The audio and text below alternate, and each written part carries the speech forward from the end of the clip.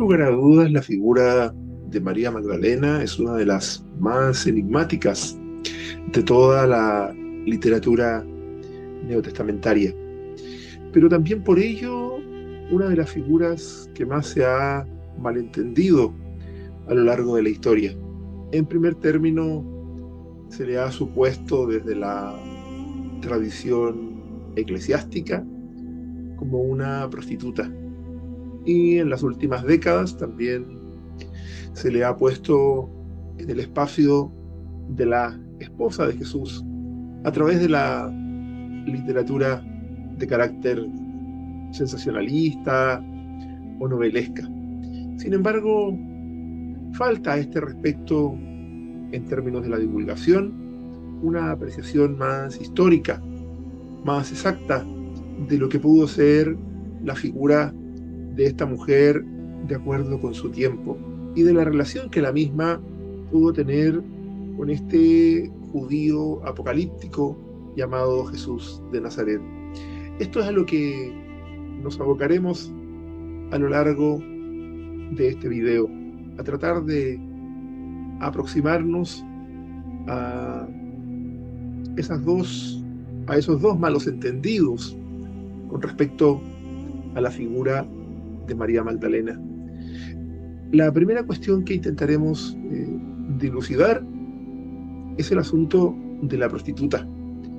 Para ello me serviré en primer término de las valiosas impresiones del estudioso Antonio Piñero, uno de los más importantes expertos en la materia, en lengua hispanoparlante al menos. Les dejo entonces con lo que a este respecto señala el profesor Antonio Piñero.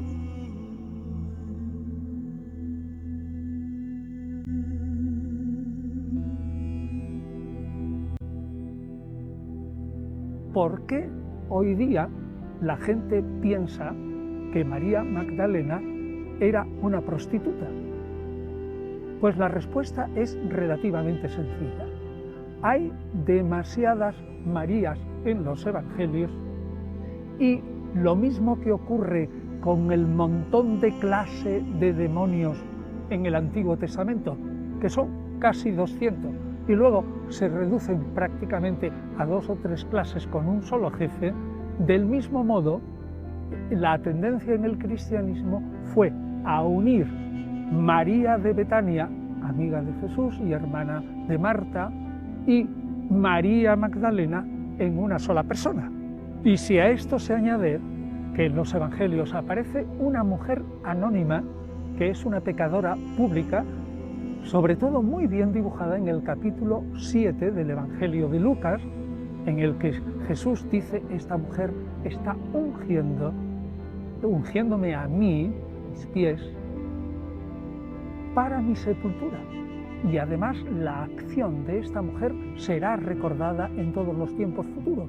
Si además existe una adúltera en el capítulo 8 del Evangelio de Juan sin nombre, tarde o temprano ocurrió lo que normalmente suele pasar con estas figuras de las que hay pocas noticias. De María Magdalena en realidad solo hay una mínima noticia en la que dice que Jesús expulsó de ella 7 demonios, pues realmente con estos elementos ocurrió lo que tenía que ocurrir.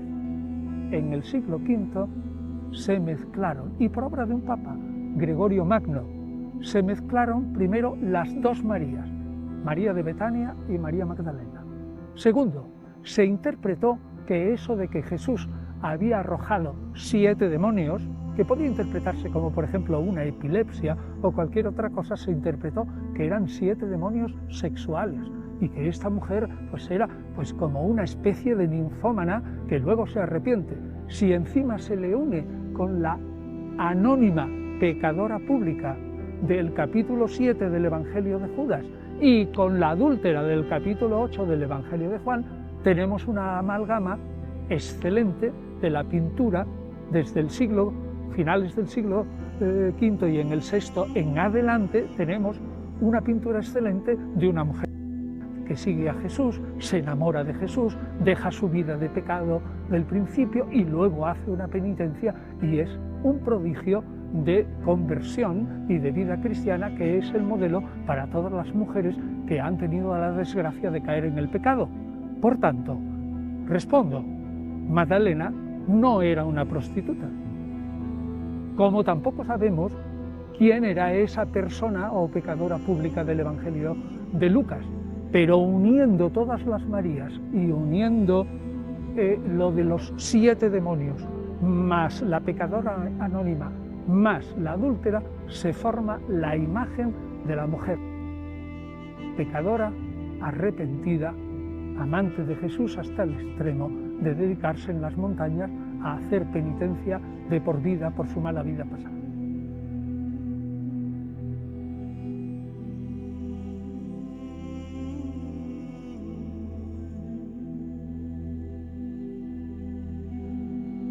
En el mismo sentido que acaba de reflexionar el profesor Piñero, quisiera compartirles mi propia perspectiva y unas, digamos así, explicaciones complementarias a las que ha dado el profesor Antonio.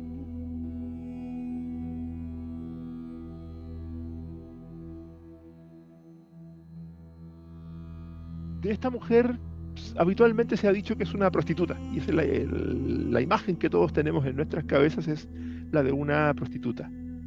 Pero la verdad es que esto está muy alejado de la realidad histórica, de lo que fue o de lo que pudo ser María Magdalena. Se sorprenderían ustedes saber que en ninguna parte del Evangelio, en ninguno de los 4 Evangelios se dice que María Magdalena sea prostituta, ni tampoco que fuere pecadora. Ustedes se preguntarán cómo se armó entonces esto. Ocurre que la primera vez que en los evangelios en el Evangelio se menciona es el Evangelio de Lucas, donde se dice que María Magdalena tenía 7 demonios y que Jesús le sacó 7 demonios. Otra cosa, por cierto, es, y la veremos en el futuro, qué es la posesión demoníaca en el mundo de Jesús, y si es que esto es posible históricamente o no y qué representa.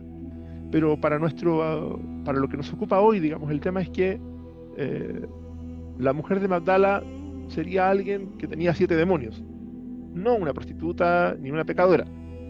Ocurre que el propio Evangelio de Lucas, unas líneas antes, nos habla de una mujer, esta sí pecadora, sin dar el nombre, que unge a Jesús, que le seca los cabellos con sus pies, llora a sus pies por sus pecados. Y el fariseo que acoge a Jesús en la casa se molesta porque Jesús no sabe que es pecadora y deja que lo toque.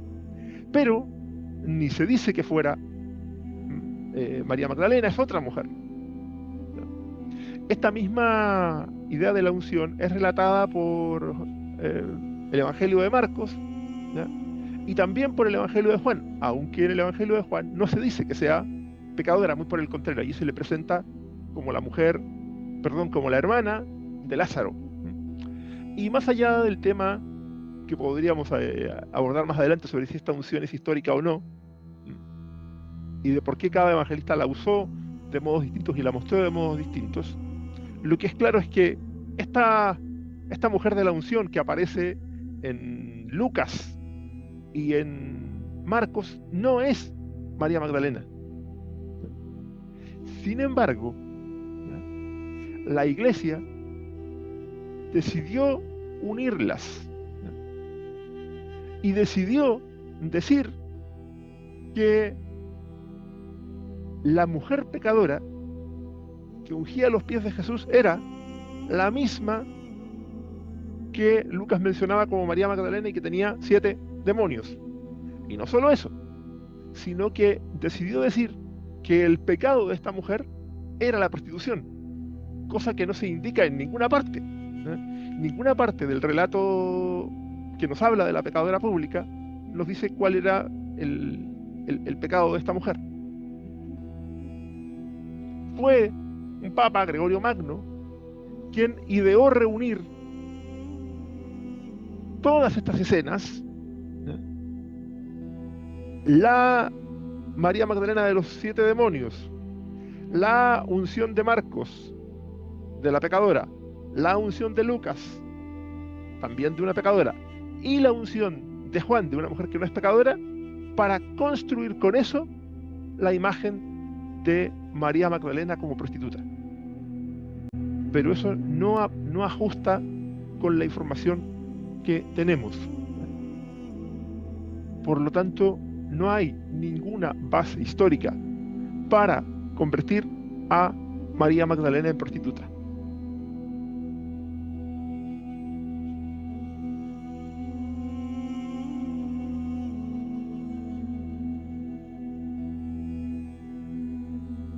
Confío que con lo expuesto hasta este punto ha quedado razonablemente claro que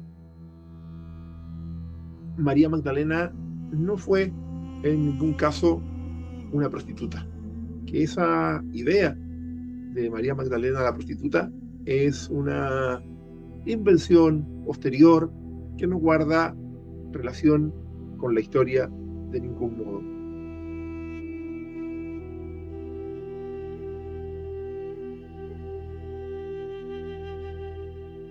Continuando con esta exposición y aclaraciones con respecto a la figura de María Magdalena, vamos ahora a intentar resolver la cuestión de si pudo ser la esposa de Jesús. Y a este respecto seguiremos el mismo esquema que hicimos ya unos momentos atrás. Es decir, les presentaré lo que a este respecto opina el estudioso Antonio Piñero, para luego realizar por mi parte algunas reflexiones de carácter complementario.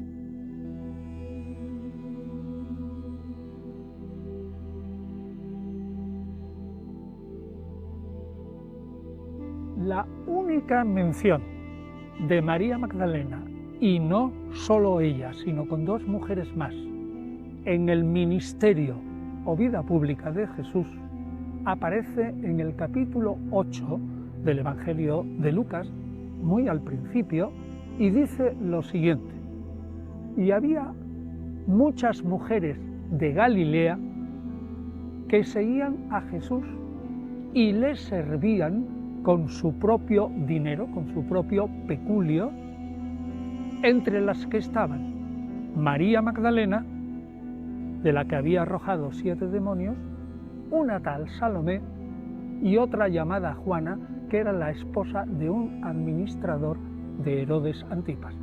Y a eso se reduce todo, absolutamente todo. Naturalmente, después María Magdalena, como esas mujeres que son precisamente las únicas fieles, mientras los varones huyen y se escapan en cuanto prenden a Jesús, las mujeres, jugándose la vida, se quedan fielmente a su lado. Y ahí aparecen a su lado María Magdalena y la madre de Jesús. Según el Evangelio de Marcos, María Magdalena está a unos metros de distancia, bastante lejos, y eso es muy verosímil porque los romanos no dejaban que nadie se acercara a la cruz de un sedicioso. Según el Evangelio de Juan, de una manera inverosímil, presenta a la madre de Jesús, a María Magdalena y al discípulo amado al pie de la cruz. Ningún historiador, digamos, independiente admite la historicidad de esta escena. Pero lo que quiero afirmar es que de María Magdalena y su relación con Jesús, mientras éste estuvo activo, solo tenemos una pequeña noticia, una sola. Entonces, un historiador sereno y tranquilo es imposible que deduzca una especialísima relación de María Magdalena con esta mujer, porque todo el tono, llamemos, de la vida de Jesús en su vida pública es la de un grupo absolutamente compacto en donde no iban nada más que mujeres servidoras, es decir, se supone que les lavarían la ropa, les preparaban la comida, que iban a veces huyendo de la policía, que se escapaban a tierras de paganos, y indica especialmente en los evangelios que los que estaban casados, como Pedro, habían dejado a su mujer. Por lo tanto, da la impresión de que ninguno de los apóstoles y el jefe iba, digamos, con su propia mujer en esta vida azarosa, corriendo de pueblo en pueblo, escapándose de la policía, etcétera, de Herodes Antipas, y eso no era vida nada más que para unas cuantas voluntarias, probablemente jóvenes, que ayudaban a este grupo de predicadores en su azarosa vida. Así que sacar una especial relación de Jesús con María Magdalena y que se casara, pues es verdaderamente una hipótesis.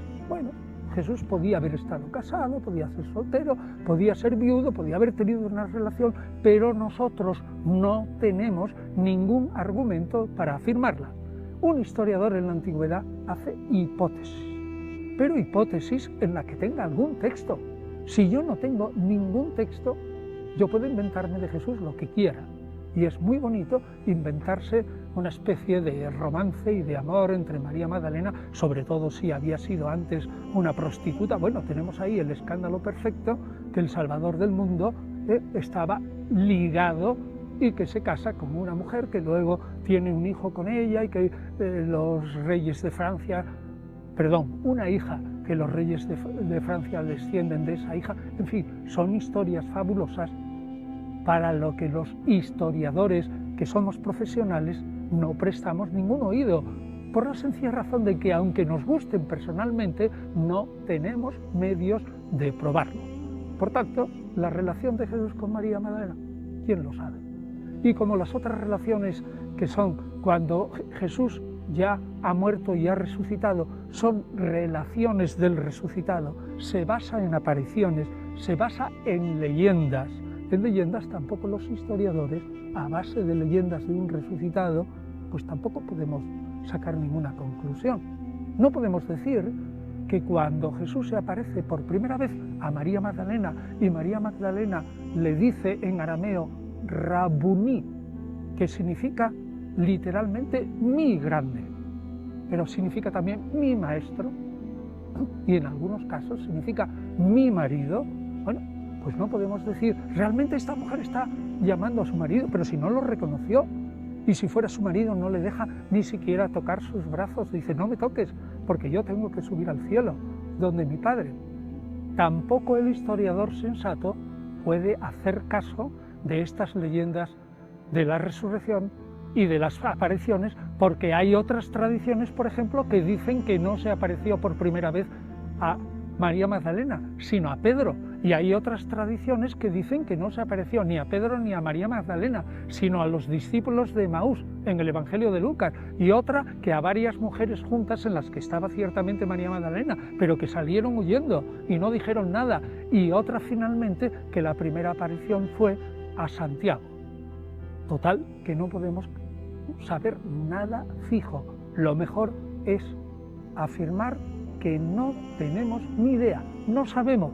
Y si hubo alguna relación es probablemente improbable, porque en el capítulo 19 del Evangelio de Mateo, Jesús dice, hay eunucos que nacieron del vientre de su madre, pero hay otros eunucos que fueron hechos por obra de mano del hombre, y hay otros eunucos que se hicieron a sí mismos eunucos, es decir, que no van acompañados de mujeres en términos sexuales, ya sean legítimos o ilegítimos, por amor al reino de los cielos. A saber, porque tenemos que predicar la inmediata venida del reino de Dios y no tenemos tiempo para otra cosa. Todo apunta, por tanto, que la presunta relación de Jesús con María Magdalena o bien no se puede probar con ningún texto, o bien indica que la actitud de Jesús era concentrarse en la predicación y que no quería saber nada.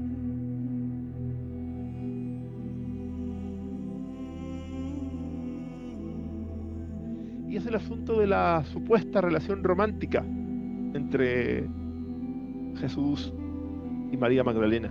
Y una de las razones para abordar este tema es que este es un caso paradigmático de lectura retroproyectiva y descontextualizada de un texto bíblico, o en este caso extrabíblico, porque son textos apócrifos, ¿no? Y lo que tenemos que tener siempre presente es que un texto sin contexto es un pésimo pretexto para construir un argumento. ¿Por qué digo esto? Porque siempre que nos aproximamos a un texto antiguo tenemos que preguntarnos qué significan las palabras del texto en aquel momento, en ese contexto. ¿Qué es lo que el autor de ese texto quería decir para ese contexto? Dado que solemos caer en un error fatal a la hora de aproximarnos al texto bíblico, que es pensar que el texto fue escrito ayer por la mañana y para nosotros. Y no, los textos canónicos, los textos del Evangelio, así como los textos apócrifos, fueron escritos hace siglos en otro contexto y para otros destinatarios, no para nosotros. Que hayan llegado hasta nosotros y que para algunos esos textos tengan una relevancia vital es otra cosa, pero la intención de los autores estaba muy lejos de eso. Pero yendo más propiamente al tema, digamos que se ha querido usar el Evangelio de Felipe y el de María Magdalena, ambos textos apócrifos tardíos, a los que los historiadores no conceden ningún valor histórico para conocer lo que vivió María Magdalena o lo que vivió Jesús en términos históricos. Estos textos no tienen un valor para conocer qué hicieron o qué vivieron Jesús o María Magdalena o ninguno de los personajes allí reflejados. Si tienen un valor, si tienen una utilidad, son para conocer a los diversos cristianismos primitivos, ¿no? Que son múltiples. El cristianismo nunca fue una sola idea, una sola cosa, sino siempre fue una multiplicidad de teologías y de nociones. Y teniendo claro esto, es como debemos aproximarnos a los textos. El primer supuesto argumento que se ha usado, o uno de los que se ha usado, es que se dice que cuando en el Evangelio de María Magdalena se señala que Jesús amaba más a María Magdalena y que esto habría molestado a otros seguidores de Jesús, esto sería un indicativo de que de que María Magdalena sería la esposa de Jesús. Pero más allá de lo que ya dije, que es que estos textos no tienen valor para reflejar una realidad histórica, porque si ya es difícil encontrar historia, si ya hay que trabajar para encontrar historia en los textos canónicos que fueron escritos entre el 70 y el 100 de nuestra era, eso es virtualmente imposible en textos aún más tardíos. Pero más allá de eso, si se nos dice el texto que los discípulos se molestaron porque Jesús la amaba más, esto no tendría sentido si es que María Magdalena fuera la pareja o la esposa de Jesús, porque sería de lo más natural que la amase más. Sería ilógico pensar que se van a enojar porque ama más a su esposa.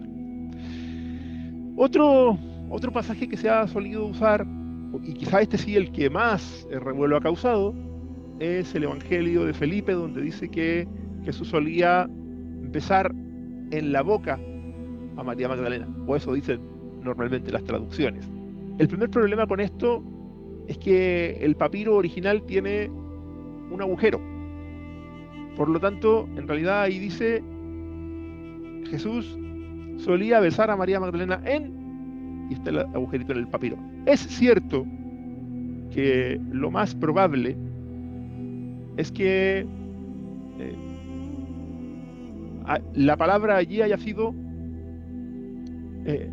boca, y por eso las traducciones al español ponen allí la palabra boca.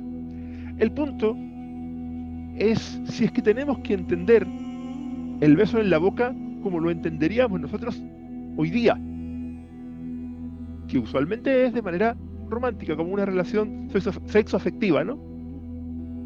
Pero como ya dije en el inicio, eso es una retroproyección errónea. Lo que tenemos que preguntarnos es ¿qué significa besar en la boca para los gnósticos, que son los autores del Evangelio de Felipe? Una de las sectas gnósticas es la que escribió el Evangelio de Felipe. Y el propio texto nos da una pista, o nos da la clave para la respuesta de qué significa besar en la boca para los gnósticos. Y besar en la boca significa transmitir conocimiento, transmitir sabiduría.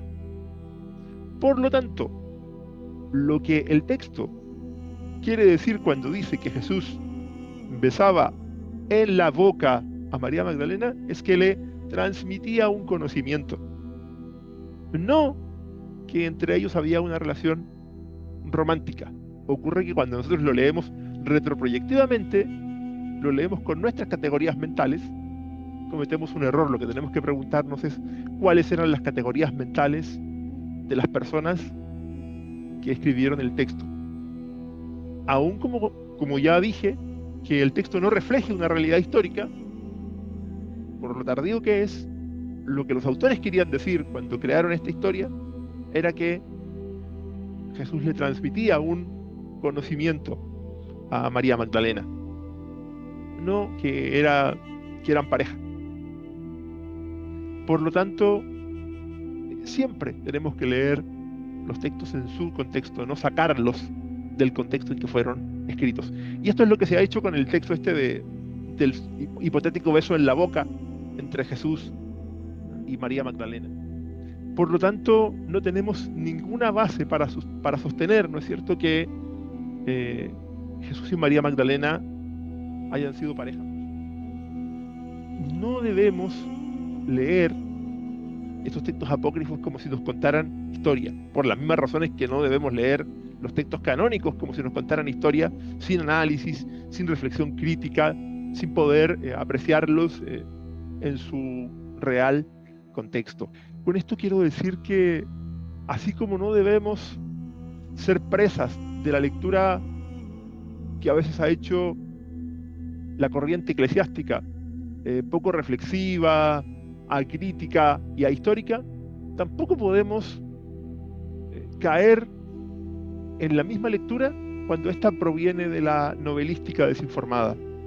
El esfuerzo debe ser siempre por conocer la historia, por acercarnos lo más posible a los datos históricos, a cuál fue la realidad histórica más plausible que puede estar tras los textos.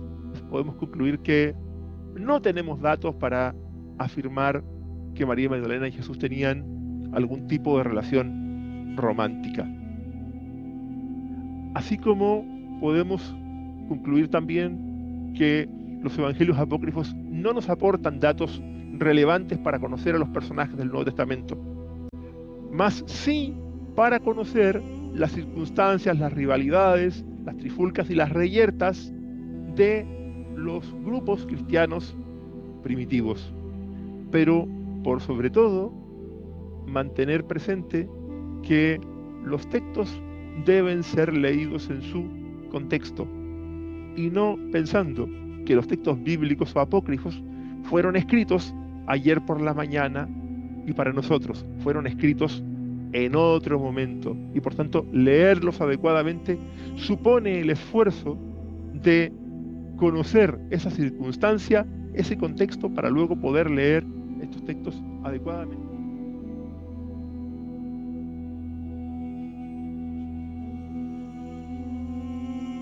Creo que a través de lo que hemos expuesto hasta este punto han quedado resueltas dos de las cuestiones fundamentales en lo relativo a María Magdalena. ¿Por qué no fue una prostituta? Y por otra parte, ¿no es cierto?, ¿por qué tampoco es razonable, históricamente hablando, presentarla como la esposa de Jesús?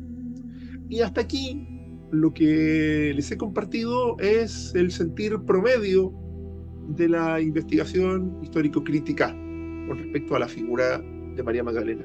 Quiero decir con esto que estas dos posiciones, tanto la relativa a María Magdalena como prostituta, como la relativa a la implausibilidad histórica de que María Magdalena y Jesús estuvieran casados, es una posición compartida por estudiosos de la más diversa posición, como ya lo vimos, la del profesor Antonio Piñero Sanz, quien es un estudioso agnóstico, y en este mismo sentido ha reflexionado y se ha expresado el biblista y teólogo argentino Ariel Álvarez Valdés. Con esto quiero decir que estas dos posiciones exegéticas, es decir, la de que María Magdalena no fue una prostituta, ni tampoco fue la esposa de Jesús, gozan de un amplio respaldo en la investigación histórico-crítica de los textos. No hay, diría yo hoy, dos opiniones serias a este respecto, sino la cosa parece ya bastante zanjada, en cuanto pueden estarlo, ¿no es verdad?, materias históricas. Sin embargo, voy a entrar ahora a una cuestión que es un tanto más compleja y admito que un tanto más discutida. Y esta cuestión dice relación con tratar de identificar hasta donde sea posible qué quiere decir esto de que María Magdalena se encontraba poseída por 7 demonios. ¿Qué pueden ser estos demonios? Que es el único dato que se nos entrega de María Magdalena durante la vida pública de Jesús, que tenía 7 demonios. Y aquí hay dos posibilidades. Una es sostener que María Magdalena tenía algún tipo de enfermedad, pues en la antigüedad, en una época precientífica, era muy común que ante dolencias de salud que no eran evidentes, que no podían ser explicadas de modo evidente, se le achacaba a espíritus o demonios, ¿no?, dicha dolencia. Se suponía que las enfermedades regularmente eran en realidad el resultado de un influjo de carácter demoníaco. Ahora bien, esto es cierto, digamos, ¿no? En la época de Jesús no existía la tecnología para identificar la epilepsia, por tanto un epiléptico era naturalmente visto como un endemoniado, como alguien que padecía algo, resultado de un extraño influjo maléfico, por llamarle así. Y lo mismo, por supuesto, ocurría con todas las enfermedades mentales. Ahora bien, hay una cuestión interesante a este respecto, y es cómo deberíamos, en mi particular opinión, e insisto que a este respecto no existe un acuerdo en la investigación, deberíamos contemplar quizá una posibilidad muy interesante, que es preguntarnos si acaso es posible que María Magdalena tuviera algún tipo de conducta disruptiva o inapropiada para su tiempo que la hiciera caer en la categoría de posesa, de endemoniada. ¿Por qué digo esto? Porque naturalmente me parece que las posesiones demoníacas también pudieron ser usadas en la antigüedad como un medio de control social. Es decir, endemoniar a alguien permitía sancionar la conducta, más aún cuando no podías explicar esa conducta de algún otro modo. Si tendías a rechazarla, era natural endemoniarla. Un ejemplo de esto, y reconozco que obviamente todos los ejemplos tienen problemas, si bien explican una idea, debilitan de cierta forma la misma, ¿no? Pero creo que un buen ejemplo de esto es el caso de Catalina de los Ríos y Lispberger en Chile, conocida como la Quintrala. A esta mujer se le ha asociado en Chile con estar bajo el influjo del demonio. Sin embargo, cuando hacemos una revisión seria, histórica, lo que nos damos cuenta es que lo que pasa es que esta mujer tenía conductas propias conductas más bien masculinas, conductas que en la colonia chilena, en la época de la colonia, se tendían a asociar con los varones. Probablemente la Quintrala no fuera más cruel que el resto de sus, o más injusta que sus congéneres varones. Pero dado que era mujer, esa conducta, que no era la más frecuente, era asociada con el demonio. De hecho, cuenta una anécdota que en algún minuto Fray Juan de la Fuente va a sancionar, le va a recriminar a la Quintrala el maltrato de los esclavos, las violaciones, y la Quintrala le responde, Catalina le habría respondido: fraile, mis vecinos hacen lo mismo y usted no dice nada. Y más allá de si esta anécdota es o no histórica, ciertamente el fondo es verídico. Finalmente las conductas de Catalina eran sancionadas no por ser realmente más macabras que las de sus vecinos, sino porque no eran el uso frecuente en una mujer en posición de rol dominante, como era el caso de Catalina. Y por otra parte, cuando se dice que las posesiones demoníacas siempre tenían que ser una enfermedad, debemos también recordar que enfermedad en el mundo antiguo y en el mundo de Jesús no es lo que es para nosotros hoy. La enfermedad es un abanico mucho más amplio. No es lo mismo decir enfermedad en el siglo XXI que decir enfermedad en Israel en el siglo I. Por tanto, toda conducta disruptiva podía ser vista como una, comillas, enfermedad y ser sancionada por parte de las autoridades religiosas, religioso-políticas, con la atribución demoníaca de la misma. Y a mi juicio un ejemplo más o menos evidente de esto se da en el caso del propio Jesús, ¿no? Quien es visto como endemoniado,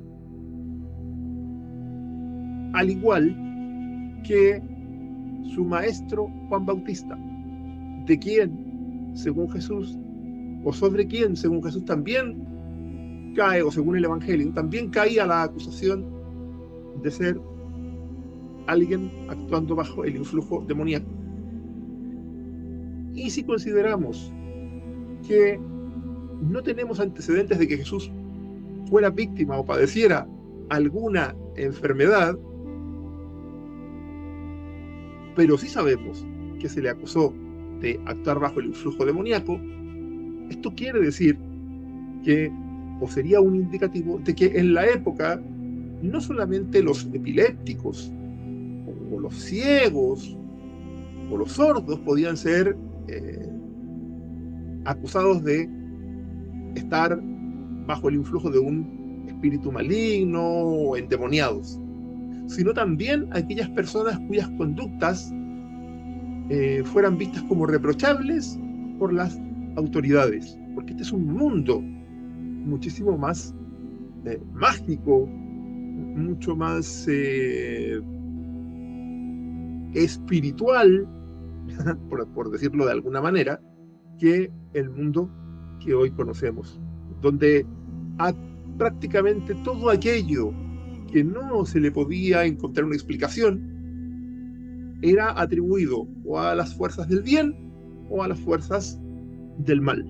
Y aquello que se quería sancionar se atribuía, naturalmente, aquello que estaba mal visto, por decirlo en lenguaje moderno, podía ser sancionado por las autoridades como atribuible al demonio.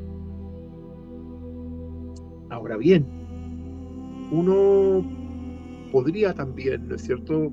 O alguien podría preguntar, bueno, ¿por qué o de dónde sacamos o cuáles serían las bases para pensar una posible conducta,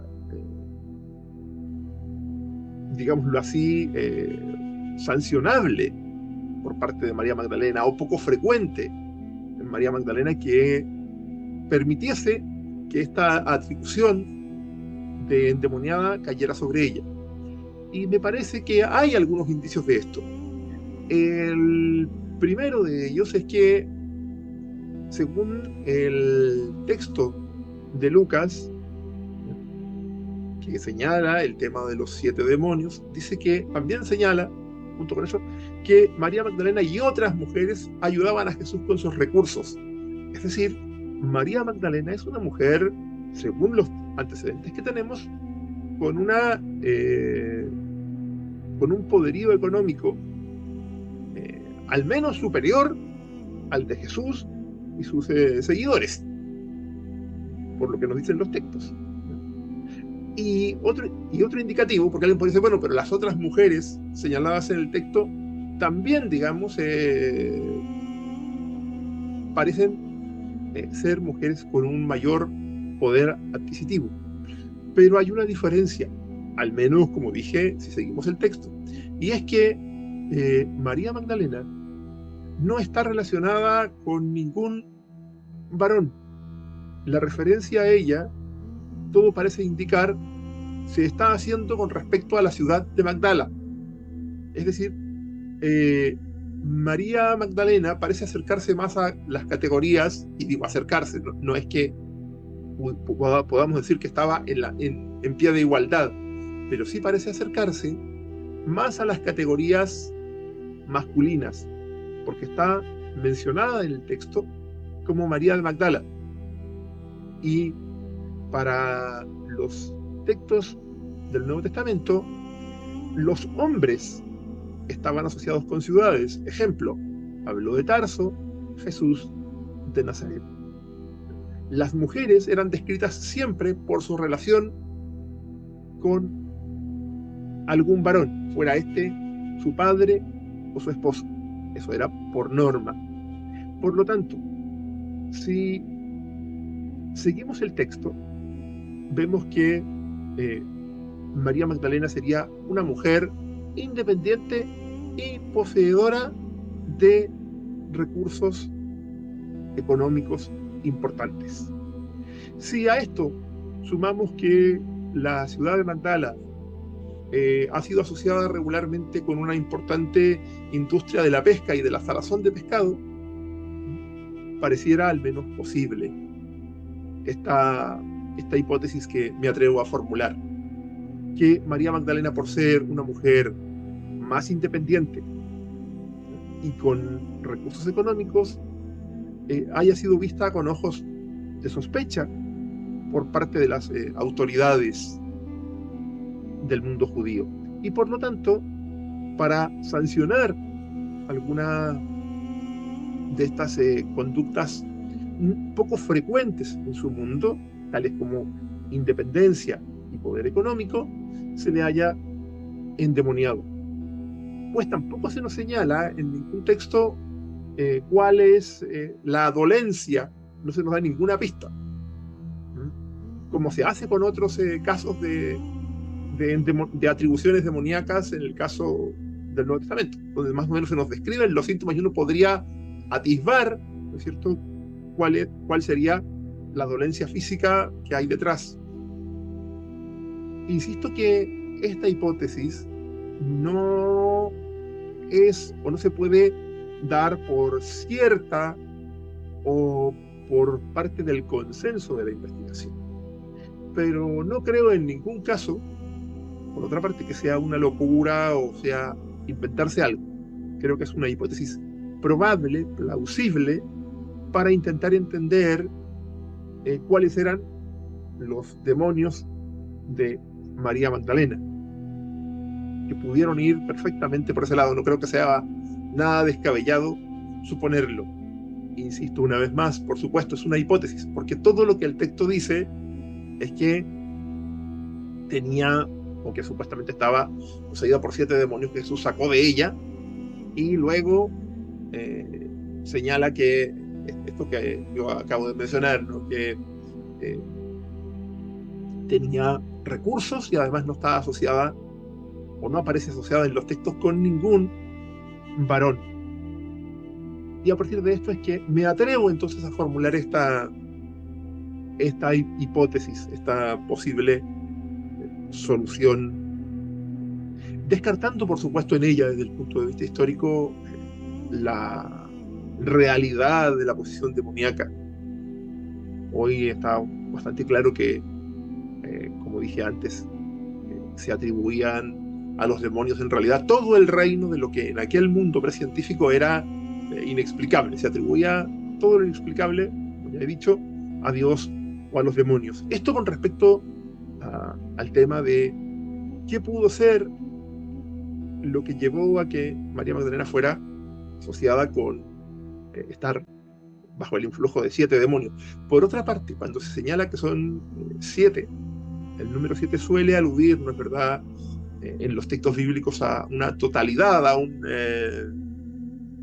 un estado en el que algo, por así decirlo, rebasa lo común. por así decirlo, María Magdalena estaría particularmente endemoniada. Entonces, pareciera, como dije lo antes expuesto, una hipótesis razonable, aunque insisto, el texto solo dice que estaba endemoniada, sin permitirnos asegurar al 100% a qué se refería.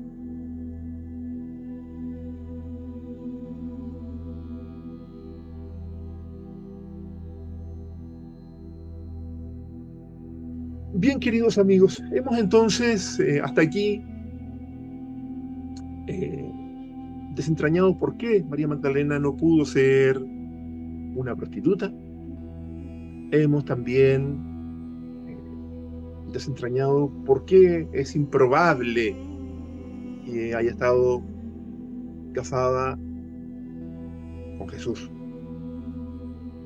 Y además de estas dos cuestiones que hemos desentrañado, hemos tratado de aproximarnos a qué puede haber detrás de la frase de que estaba endemoniada, que Jesús sacó de ella 7 demonios. Pero aún nos falta una cuestión importante, a mi entender, y es saber cuál pudo ser, si no fue la esposa, y si María Magdalena no era una prostituta ni la esposa de Jesús, cuál pudo ser entonces la relación entre María Magdalena y Jesús. Más allá, si es que podemos atisbar algo más allá de esto de que Jesús extrajo de ella o le sacó 7 demonios y que ella le apoyaba con sus bienes y que estuvo en las cercanías de la crucifixión. Y ojo que estos son todos los datos históricos que tenemos, porque todo lo demás referente a la sepultura y a las apariciones del resucitado no hacen parte del plano de la historia, porque son materia de la fe en la resurrección, y allí la historia no puede entrar a emitir algún tipo de opinión. La historia se acaba, digamos, o el análisis de Jesús histórico, o puramente histórico, se termina con la crucifixión. Y quizá con probablemente atisbar cuál pudo ser el destino de sus restos mortales. Luego, la historia no afirma ni niega la resurrección porque no es otra materia. Es materia de teología, materia de fe, pero no materia de la historia. Pero, hecho este pequeño paréntesis, ¿cómo podemos resolver la cuestión de cuál pudo ser la relación entre Jesús y María Magdalena? Creo que una primera cosa a tener en vista es que si queremos desentrañar cómo pudo ser esta relación, debemos indagar en el carácter de Jesús, en las relaciones de Jesús, en el pensamiento de Jesús, para poder entonces aproximarnos a cómo pudo él relacionarse con esta mujer.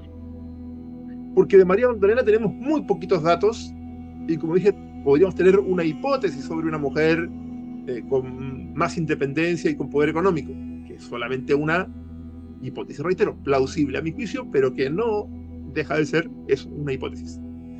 Entonces, lo que tenemos para aproximarnos a esta relación es que, en primer término, conocer cómo se vinculaba Jesús con las personas, con las mujeres, cuál era su mirada sobre el mundo, para entender luego cómo se pudo haber relacionado entonces con las mujeres y con María Magdalena, o atisbar cómo se pudo haber relacionado con María Magdalena en particular.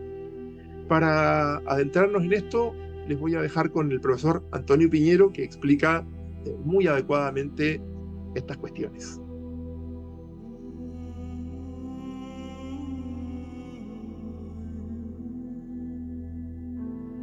Ya desde finales del siglo XIX sabemos perfectamente que Jesús no fue un cristiano. ¿Por qué?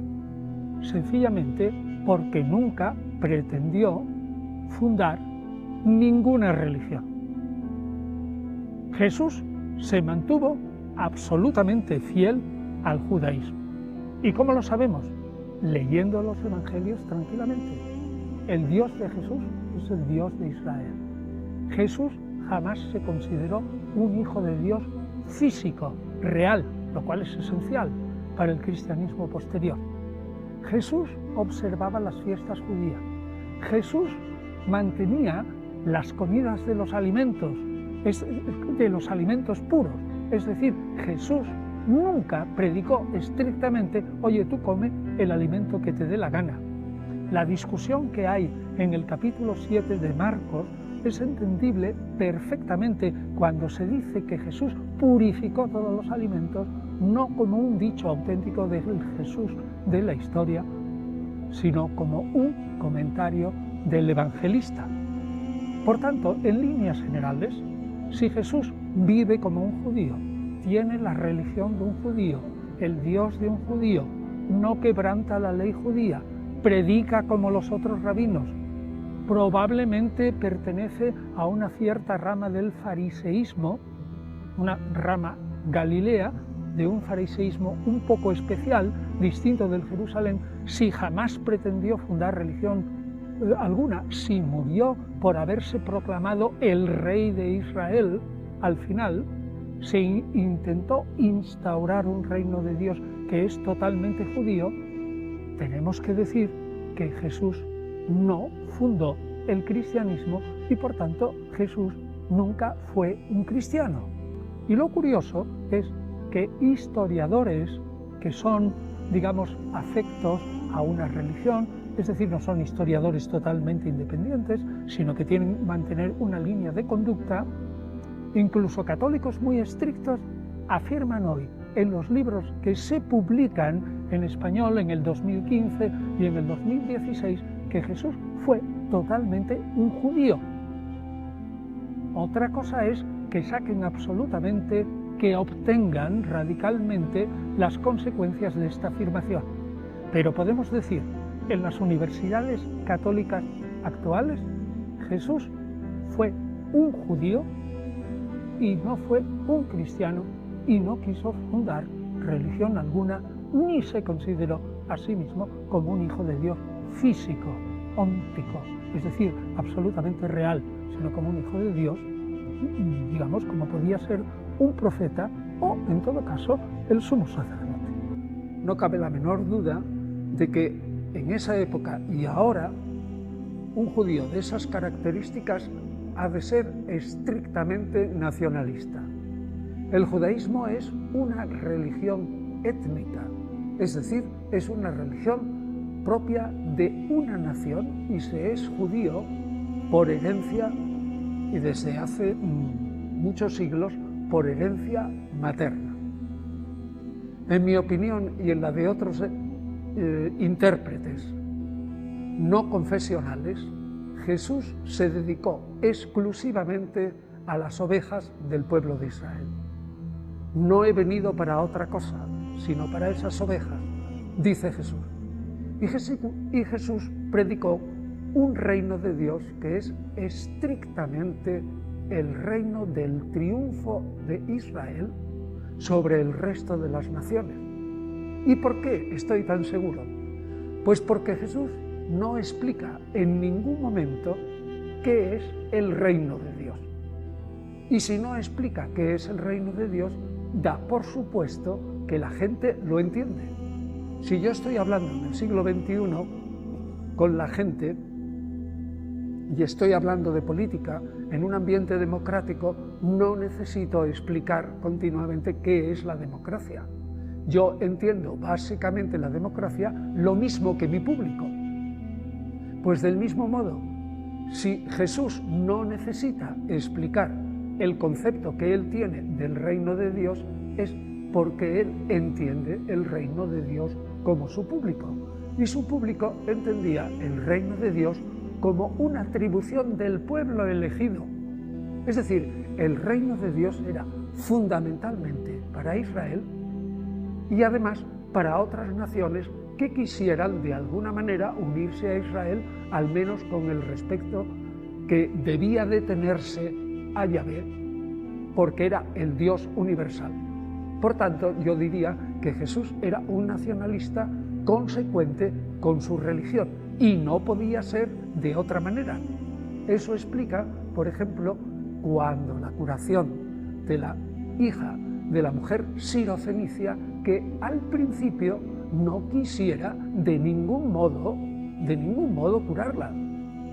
Explica también el trato durísimo que Jesús tiene con esa mujer, a la que le llama un perrillo.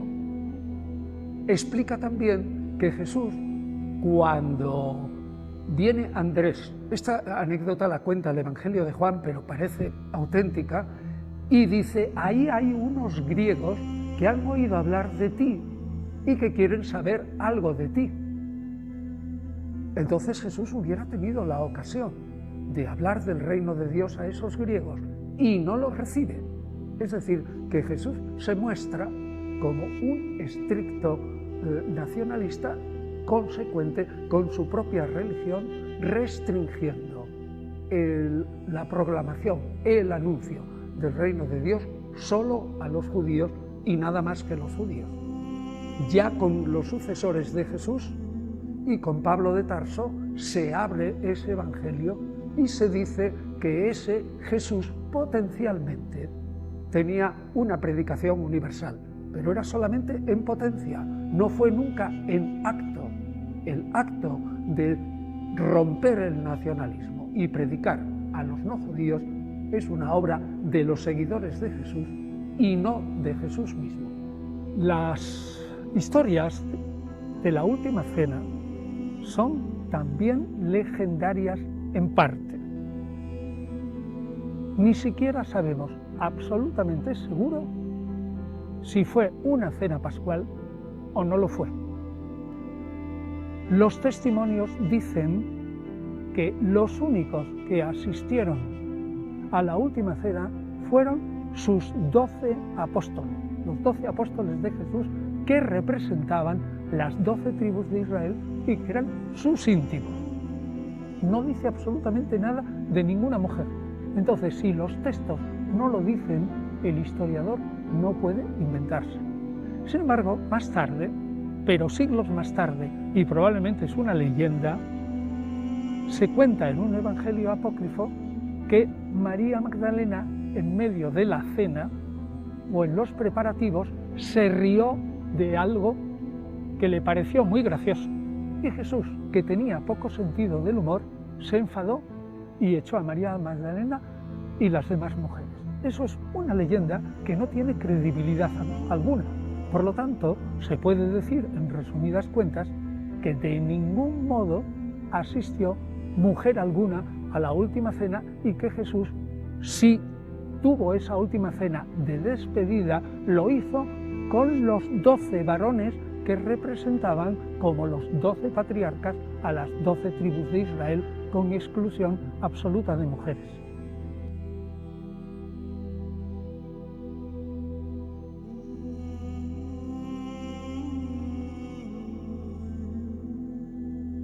Creo que a través del video que hemos visto del profesor Piñero se ha hecho una semblanza bastante adecuada de el carácter, el pensamiento de Jesús, su relación con las mujeres, su manera de mirar el mundo como un judío apocalíptico.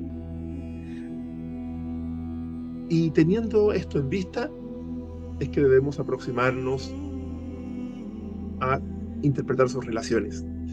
Pero para eso, sin duda, habrá tiempo luego, en una charla que espero poder dictar durante el mes de octubre, donde allí me dedicaré más específicamente a desentrañar las posibilidades de la relación entre Jesús y María Magdalena.